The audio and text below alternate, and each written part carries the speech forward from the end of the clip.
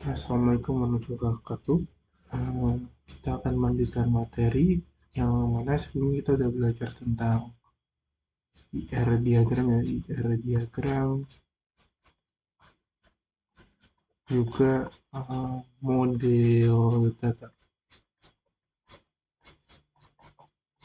Itu yang kita pelajari di video sebelumnya. Dan kali ini kita akan belajar tentang yang namanya SQL, teman-teman. Atau Structure Shared Query Language.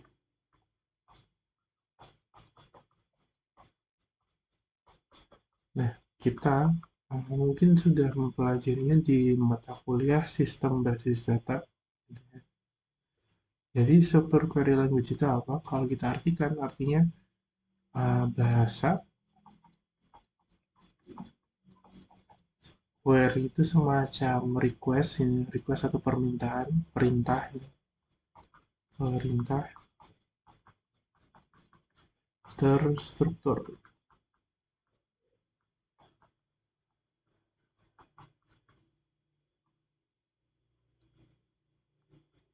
Nah, itu oke. Jadi bahasa ini kita pakai untuk mengelola database yang mana dalam pengelolaan database itu kita bisa pakai untuk input data, ya, input data. Mungkin itu yang paling utama. Terus juga ada mendefinisikan atau mendesain tabel ya, mendefinisikan misi atau mendesain tabel. Terus kita juga bisa memanipulasi data ini, yang mana itu termasuk ya insert tadi ya, input itu juga termasuk manipulasi data. Selain itu kita bisa mengubah, menghapus, lalu menampilkan misal kayak rata-rata atau jumlah maksimum, jumlah minimum, manipulasi. Sama nanti kita bisa melakukan kontrol ya teman-teman, kayak kontrol atau kendali. Kita mengendalikan misal data apa saja yang bisa diubah, ya. Terus siapa saja yang bisa mengaksesnya, kita bisa atur pakai si SQL ini. Oke, jadi sejarahnya SQL itu dikembangkan di IBM ya, di awal-awal, dan awalnya tuh namanya SQL, Structured English Query Language, yang mana itu dibuat oleh tim dari Donald Chamberlain dan Raymond Weiss gitu. Jadi seperti tujuannya tadi ya, untuk mengelola, jadi dia adalah bahasa komputer yang dirancang agar mudah dan sederhana buat kita pakai dalam akses dan manipulasi data. Ya, jadi si SQL ini sendiri udah jadi standar internasional gitu, udah jadi ISO, dan versinya tersendiri ada banyak, ada yang versi dari Microsoft, itu forkingannya versi Microsoft, ada Oracle ya udah dibeli juga sama, ada dibilangnya juga sama Oracle yang bikin bahasa Java gitu, yang punya bahasa Java sekarang Oracle. Terus juga ada versi open source-nya seperti MySQL dan juga Postgre ini. Nah, setelah itu di di perkembangan selanjutnya dikembangkan juga namanya NoSQL. Ini dikembangkan untuk mengolah data-data yang tidak terstruktur gitu. Misal postingan Instagram gitu ya, semacam itu. Oke, jadi karena kita akan melanjutkan desain database lagi ya dengan SQL ini, kita perlu mengingat bahwa database yang baik didesain dengan mempertimbangkan satu, Konsistensi data itu apa maksudnya? Konsistensi jadi dalam merancang database kita harus mengusahakan satu nih, kalau misal agar tidak bingung. Pertama, itu pasti tipe data dalam satu tabel dan tabel lainnya itu untuk data yang senama itu harus sama gitu ya. Nah, misal eh, katakanlah umur. Untuk umur ini kita bisa pakai nih, apakah kita mau pakai tanggal gitu ya, date. Misal kita mau pakai tanggal umur, kita gunakan tanggal, ya udah kita pakai tanggal semua. Atau kita mau nyimpan stok makanan, misal stok makanan kita sesuai juga. Misal karena kita pakainya kiloan, kita pakai float untuk kiloan gitu. Jadi ada misal bisa beratnya 10,5 kilogram gitu. Jadi uh, ada level kesamaannya gitu, harus harus sama. Atau mungkin NIM gitu ya, NIM di satu tabel dan tabel lainnya itu harus setipe dan senilai juga gitu. Karena nggak mungkin kan kalau kita misal kuliah gitu, NIM-nya di sini misal uh, TI 001 di tapi di tabel lain NIM itu jadi IT 01 gitu. Jadi susah untuk melakukan operasi nanti, dan juga berpotensi untuk menimbulkan nanti yang namanya ini redundancy dan duplikasi, yang mana tidak diperlukan itu.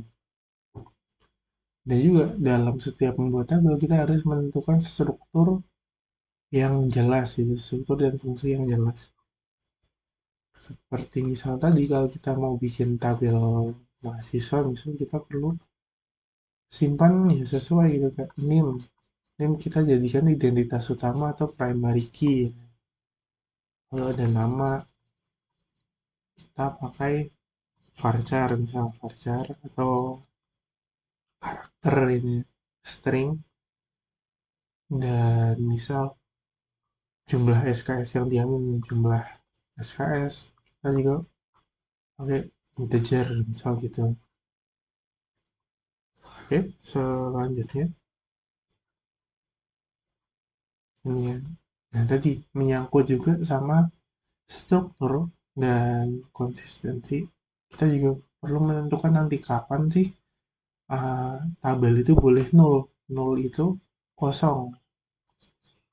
Nol itu kosong. Jadi ada tabel, misal tabel piagam gitu. Piagam atau misal scan KTP, misal scan KTP. Nah, kita itu belum upload nih. Jadi datanya masih kosong. Tabelnya tuh belum ada isinya gitu. Kita perlu menentukan apakah dalam nanti input data, apakah semua tabelnya itu harus langsung diisi semua atau ada boleh yang kosong juga gitu.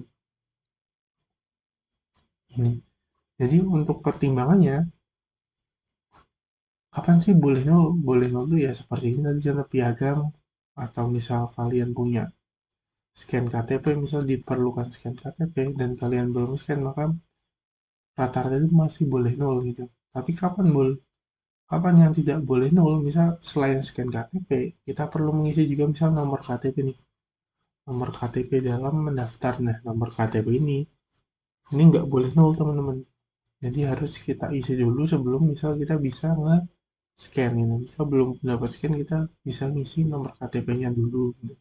Atau contoh lainnya ya mungkin NIM, nama itu ya. Oke. Jadi dalam nanti kita membuat tabel, kita perlu menentukan tuh mana yang akan jadi key. Mungkin itu salah satu langkah yang penting ya. Yang pertama, pertama tuh pasti menentukan atribut. Atribut. Jadi atribut itu apa sih? Atribut itu uh, nilai-nilai yang akan kita simpan, kayak sifat gitu, sifat yang dimiliki suatu benda atau uh, identitas suatu benda. Dari sini setelah menentukan atribut, kita masuk ke langkah kedua, tentukan atribut utama atau primary key. Primary key. Nah, primary key itu tujuannya buat apa? Satu, sebagai identifikasi. Identifikasi ya. Kayak contoh misal, kita bisa dalam kelas mengidentifikasi orang berdasarkan NIM atau namanya, nama. Nah, dalam mengidentifikasi kita perlu tadi menerapkan sistem konsistensi tadi. Konsistensi. Jadi, uh, semuanya itu harus unik gitu ya. Konsisten itu berarti satu orang, satu identitas. Gitu. Kayak contoh nih, misal kita semua orang tuh NIM, punya NIM kan di kelas. Jadi, dan NIM itu juga kalau dibandingkan nama lebih konsisten. Panjangnya selalu sama, formatnya juga selalu sama, dan bisa dipastikan bahwa semuanya itu unik gitu di dalam NIM. Sedangkan di nama kita bisa aja menemukan dalam kelas punya banyak, misal ada yang namanya Muhammad gitu ya. Karena rata-rata anak laki banyak yang nama depannya Muhammad. Meskipun nanti juga uh, belakangnya beda-beda, bisa Muhammad Akbar. Nah, bahkan di dalam kelas itu sendiri juga bisa aja potensi ada dua orang yang namanya Muhammad Akbar gitu. Jadi nama ini meskipun rata-rata unik ya, tapi belum cocok untuk dijadikan atribut identifikasi utama atau jadi primary key. Nah, selain itu, si primary key ini bisa juga kita gunakan untuk menghubungkan uh, tabel satu dengan tabel lain, teman-teman. Misal nih, contoh klasiknya tabel mahasiswa sama tabel di sini ada matkul nih, matkul. Nanti kita bisa gabungan, di sini ada NIM dan di sini ada matkul. Kita bisa gabungkan ke tabel baru lagi yang namanya tabel KRS ya, atau kartu rencana studi. Yang itu jadwal kalian kalau kalian lihat di e-learning ini ya, ada jadwal kalian KRS. Nah, itu. Kemana nanti di sini data lain, tapi pada dasarnya itu seperti ini. Ini primary key-nya, ini primary key-nya juga. Nah, hubungan key ini kalau udah berhubungan sama tabel lain nanti jadi foreign key ya, atau penghubung ke tabel asing ya, foreign.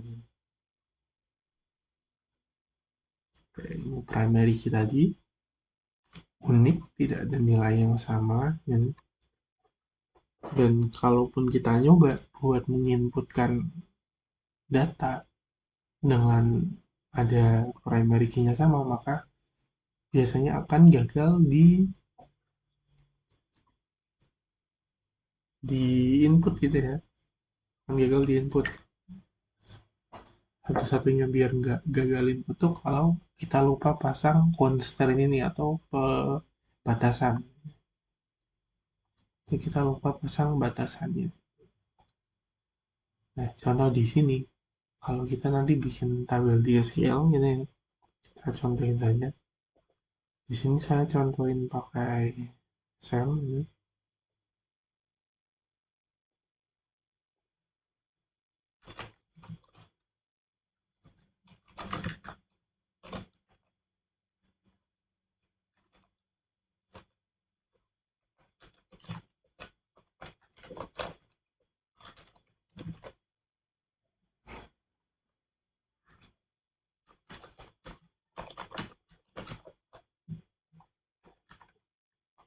Nah, ini kita contoh bikin tabel.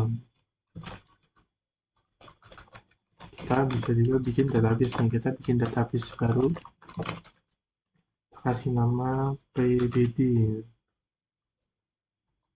Nah, juga jangan lupa untuk menambahkan simbol ini ya, titik, titik koma dalam mengakhiri perintah SQL.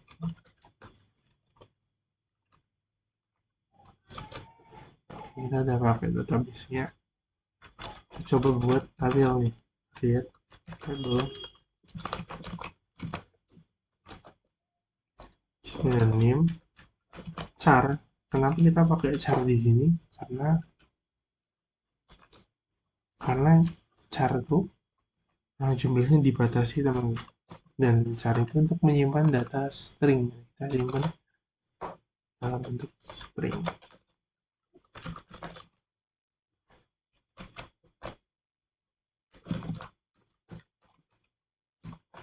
Kenapa nama varchar? Varchar tuh bisa untuk menyimpan string yang panjangnya bervariasi teman-teman. Jadi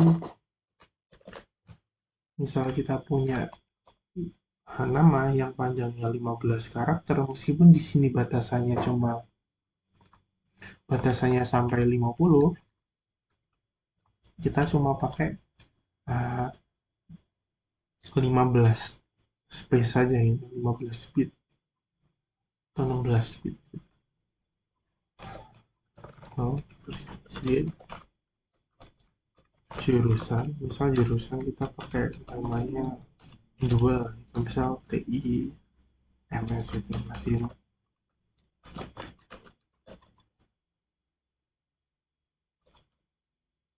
sama. Mungkin terakhir kita jadikan nomor telepon. Nah, nomor telepon ini saya kasih nol karena bisa saja orang tuh uh, meskipun sekarang udah jarang ya, tapi nggak punya nomor telepon gitu. Misal nomor teleponnya nggak aktif atau misal berubah-ubah, jadi bisa diisi boleh nol. Oke, nah ini cara kita membuat tabel nanti.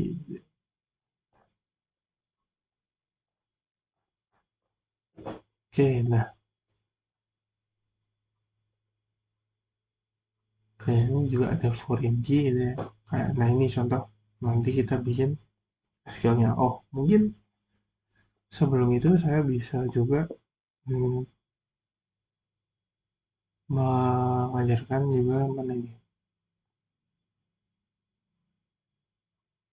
Nah, kita lihat punya di kelas ini. Nah, jadi dalam SQL ini ada berbagai macam tipe data ini ya. Kayak contoh numerik, string, tanggal dan waktu, serta objek random. Bukan objek random sih, lebih objek lain lah gitu, objek lain. Oke. Yang pertama nih, tipe data numerik. Jadi, tipe data numerik itu untuk yang berhubungan sama angka, seperti namanya numerik. Kita bisa menggunakan banyak jenis ya di sini ya.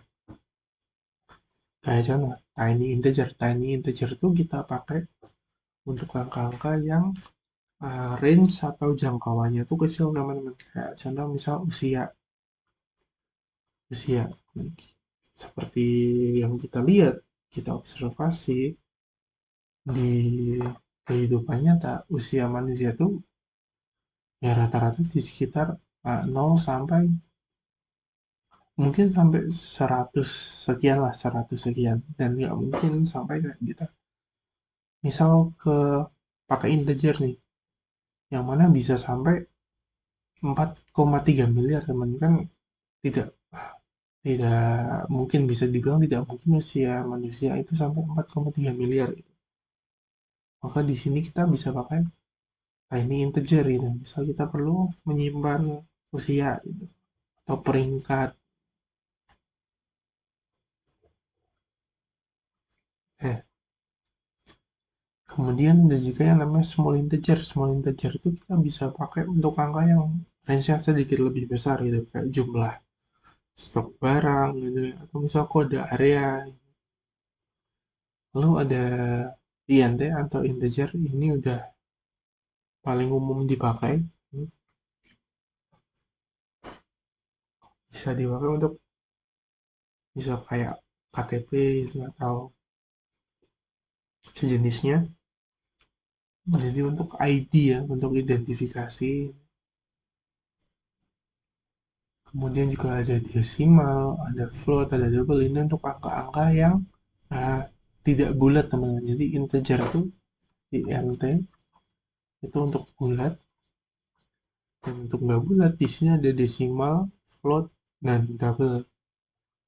Di sini untuk uang dan harga dan nilai keuangan ini juga ada formatnya lagi tersendiri, namanya money. Format money.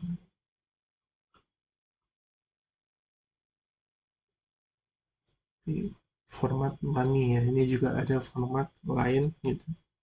Kemudian nih ada tipe data string. Nah, di tipe data string ini dua yang paling sering dipakai itu char dan varchar teman-teman.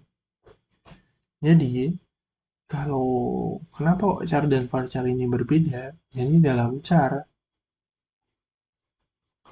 kalau kita misal masukkan datanya 15, misal datanya 15, kita pakai untuk isi nama, misal namanya Ahmad Ali, ya. Ahmad Ali. Di sini hanya ada 9 karakter. Kalau kita pakai cara untuk menyimpan nama, maka meskipun di sini ada 9 karakter, tapi akan disimpan sebagai 15 karakter, teman. Yang mana di sini setelah Ali itu akan diisi sama karakter kosong untuk memenuhi space-nya itu. Beda sama varchar. Kalau kita pakai varchar, itu hanya akan diisi 9 karakter juga. Tapi di sini akan ditambah satu bit sebagai stopper gitu ya, sebagai stopper, stopper untuk menandakan udah berhenti gitu. Jadi kalau kita hitung di sini pakai 10 bit gitu, 10 byte, sedangkan di sini 15 byte gitu. Jadi lebih efisien kalau kita pakai varchar gitu. Oke, selain itu juga ada tipe tanggal, tanggal ya, tanggal dan waktu. Oke, gitu. Jadi, secara umum penggunaan SQL itu seperti tadi, ada untuk mendefinisikan atau membuat tabel, manipulasi data, dan juga kontrol.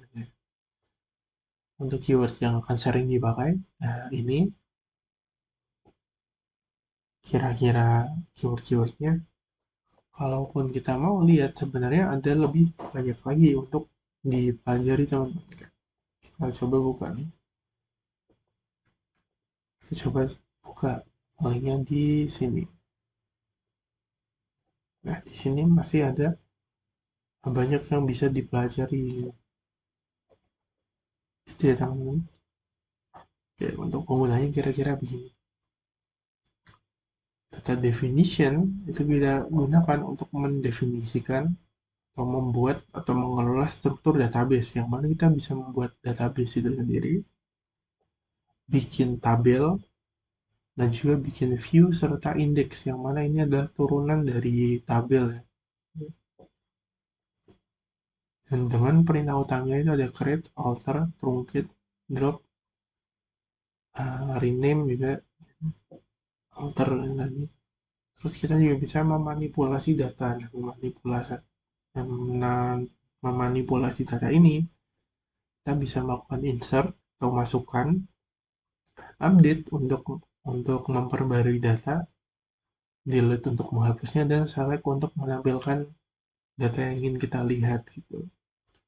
Lalu ada juga akses data, kita bisa mengontrol juga hak akses, juga transaksi. Transaksi ini tuh, misal kita melakukan perubahan, kita bisa tes dulu apakah perubahan ini udah benar dengan apa yang kita mau atau belum. Jadi dengan transaction control ini kita bisa mengantisipasi melakukan kesalahan ini. Jadi kalau misalnya kita dalam situasi kita melakukan kesalahan, kita bisa rollback atau kembali ke save point gitu.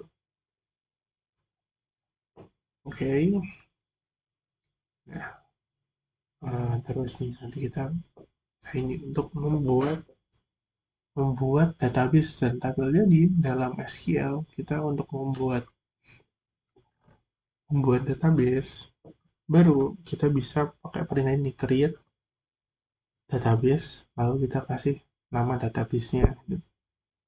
Untuk menggunakannya kita bisa pakai perintah use ya itu. Terus kalau kita mau membuat tabel baru, sama seperti contoh di sini, kita bisa pakai perintah create table yang diikuti dengan nama tabelnya, lalu kita isi di dalamnya mau dikasih apa aja. Yang mana urutannya di sini adalah nama kolom satu, terus kita kasih tahu tipe datanya apa. Tipe datanya di sini saya kasih nih, tipe datanya char, constraint-nya 13 karakter, dan dia bersifat sebagai primary key atau sebagai identitas utama gitu ya. Terus kira-kira gini sama kan, kalau misal kalian ada yang mau diubah gitu ya, kita bisa menggunakan perintah alter di sini. Alter table mahasiswa, kayak mau kita tambahkan alter alter table mahasiswa at alamat harga 255. Kita bisa mau nambahkan alamat aja. Nah, bisa. Ketika kita lihat deskripsi dari tabelnya. Deskripsi ya, deskripsi ini berisi tampilan bagaimana sih susunan struktur dari tabel tuh. Oh, udah ketambah nih di sini kan, di sini baru sampai nomor telepon, di sini udah ditambah alamat juga gitu. Tuh. Oke, itu buat tabel. Kemudian kita juga bisa melakukan perintah insert gitu ya. Insert mana tadi? Insert insert insert sebelum misalnya kita insert dulu. Jadi insert ini kita gunakan untuk mengisi data ke dalam tabel gitu ya. Perintahnya itu kita bisa pakai perintah ini, insert into nama, terus kita masukkan nama kolom-kolom yang ada dengan value yang sesuai dengan kolom yang pengen kita isi. Kayak contoh, di sini kita punya name, nama, jurusan, nomor telepon, alamat.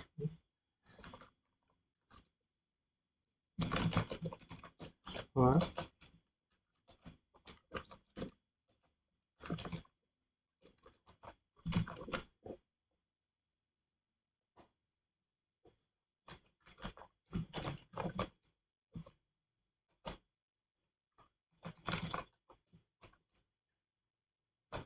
values yang dapat kita isi valuesnya yaitu satu nih, kita mau ngisi misal char ya. Kalau kita pakai char karakter, jangan lupa kasih tanda petik teman-teman.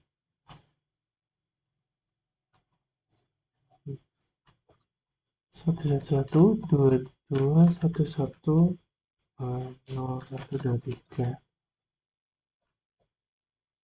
9 gimana gini tuh. 2, 3, 4, 5, 6, 7, 8, 9, 10, 11, 13, nah 13 karakter. Atau mungkin kita pakai format yang lebih jelas, misalnya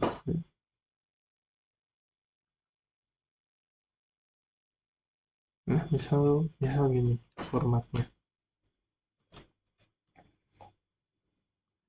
terus nama kita isi misal pakai nama saya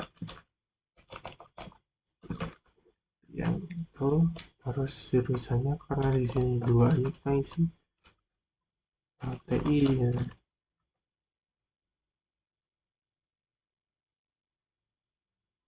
Kemudian nomor telepon,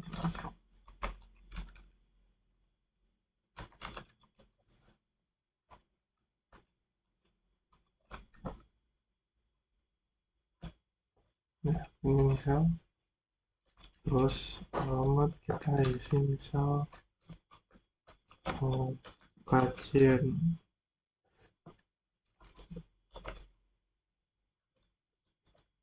Nah ini kalau kita mau masukkan satu nilai teman.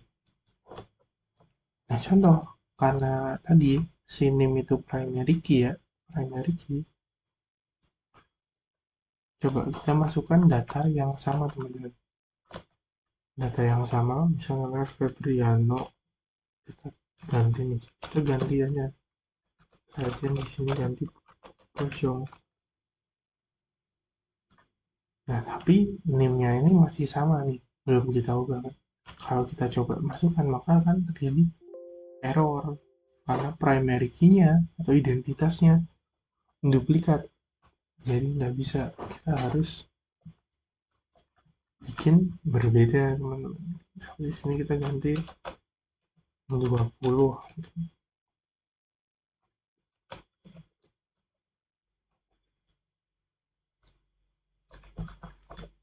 Kemudian di sini kita juga bisa memasukkan banyak data sekaligus ya, nggak cuma satu-satu.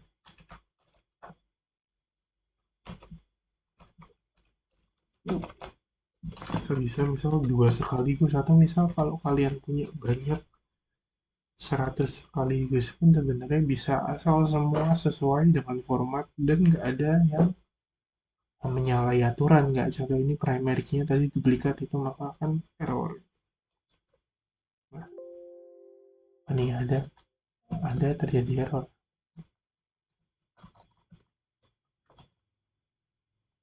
Contoh, oke,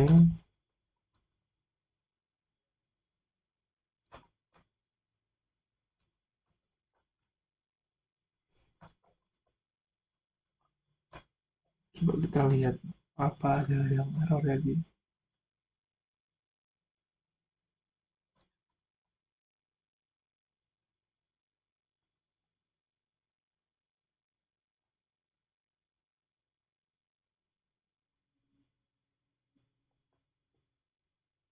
Ya, no, Febriani, apakah ada yang error? Oh, kita lupa nambah values teman-teman, pantas ada error. Nah, kita kasih dulu nih, tidak kalah penting, kita isi yang namanya values di sini. Message into mahasiswa, tadi lupa nih, values, kita kasih values, baru kita masukin datanya nih, lalu nah maka bisa.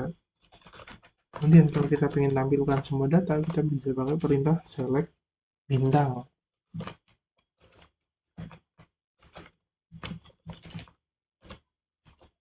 Nah, akan muncul nih name, nama, sama sisa datanya, jurusan, nomor telepon, alamat gitu. Ini untuk insert. Kemudian nih kalau kita misal mau update, kita mau update data, update data ya, misalnya update data di sini, uh, misal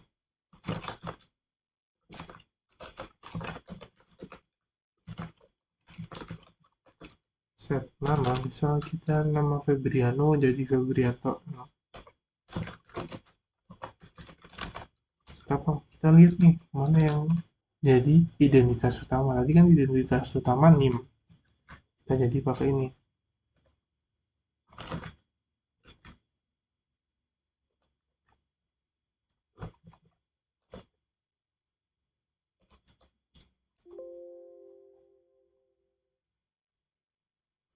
Oh, oh, jangan lupa juga nih kasih ketik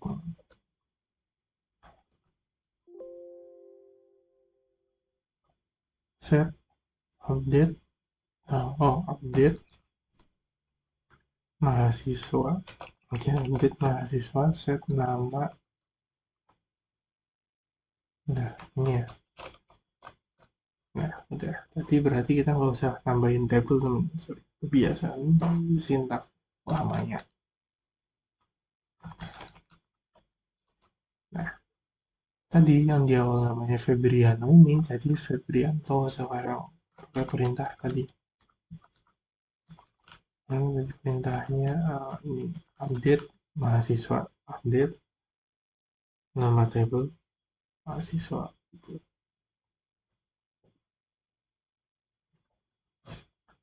Nah, kita juga bisa pakai ini tadi perintah kan perintah select nih, perintah select kita buat nampilkan terbatas saja gitu, nggak semua data kita tampilkan. Kayak misalnya nih select nama koma nim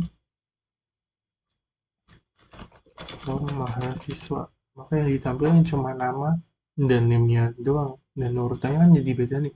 Di sini nim di awal baru nama, tapi kita bisa bikin nama duluan yang tampil. Nah, nama koma nim jadi dimunculin untuk gitu. Atau kita mau juga nih, nah, kita kasih kita kasih batasan ya.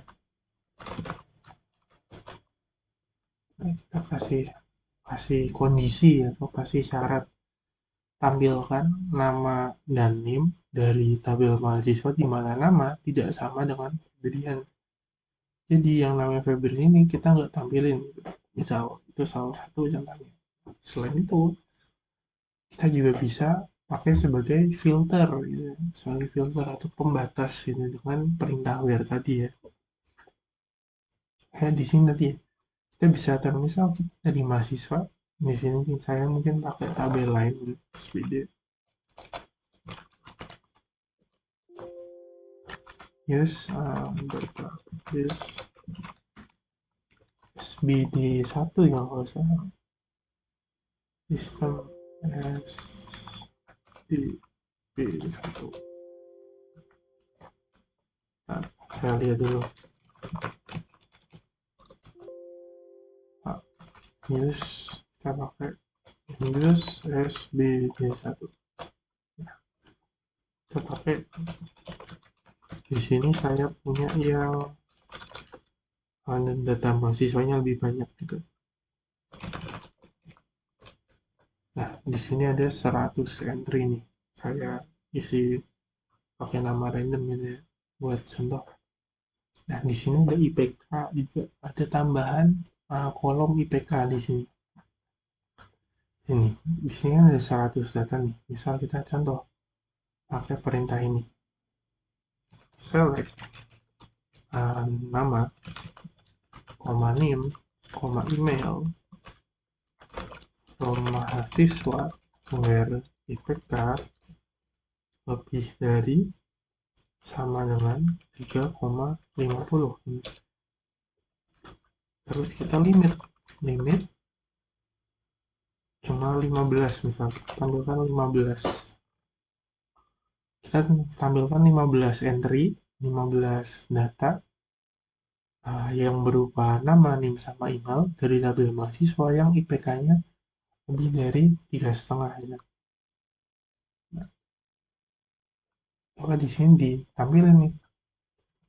Mungkin kalau pengen lebih jelas lagi di sini ada nama NIM, IPK nih. Muncul IPK-nya bisa. Tuh.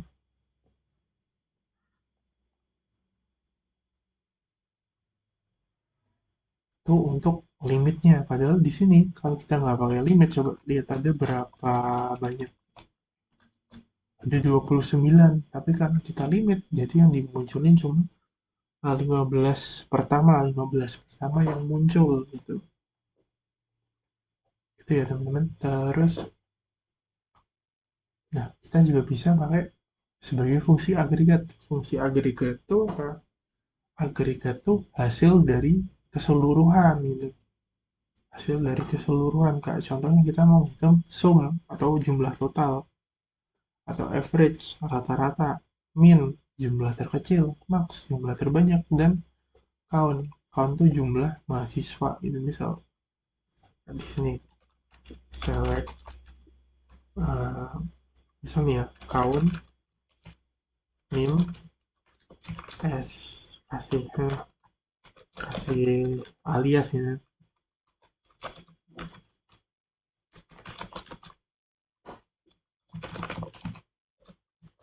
Nah gitu, kalau kita tampilin jumlah mahasiswanya, nanti nih kalau kita nggak tahu alias, nah kalau nim kita bisa nambahin juga yang namanya alias. Tahu ini kita pakai perintah lain nih, misal avg average IPK s, rata IPK, kalau kita tampilin nilainya segini, 3,1. Kemudian kita misal mau delete ya, mau delete mahasiswa, kita delete mahasiswa, kita cari di sini. Oh ya, ini juga tambahan ya teman, buat update dan delete. Untuk update dan delete itu wajib wajib wajib pakai where atau pakai kondisi. Kenapa teman-teman? Karena kalau kita nggak kasih kondisi, nanti uh, terjadi error ya, error yang mungkin nggak kita notice. Kayak contoh, kita mau delete from mahasiswa tadi. Kalau kita nggak pakai ini, nggak pakai where, maka akan kehapus semuanya. Sedangkan kalau kita pakai where, kita akan menghapus cuma yang memenuhi syarat-syarat tertentu saja gitu ya.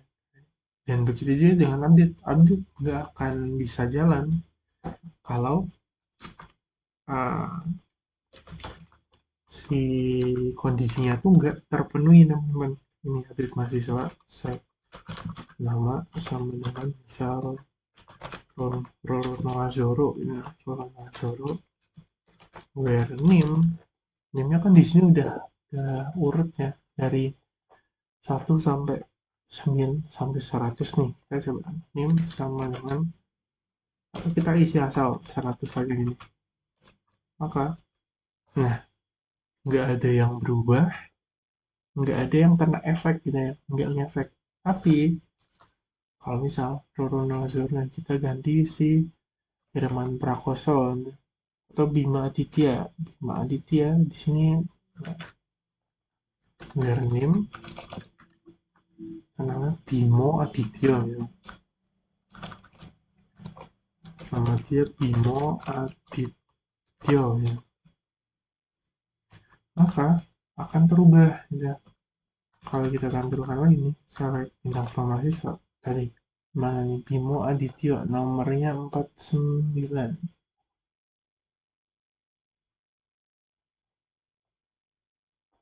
Nah ini 79. Nah maka namanya jadi berubah gitu. Itu jadi gunakan perintah where untuk delete dan update gitu. Jadi sekian untuk videonya, semoga bermanfaat. Assalamualaikum warahmatullahi wabarakatuh.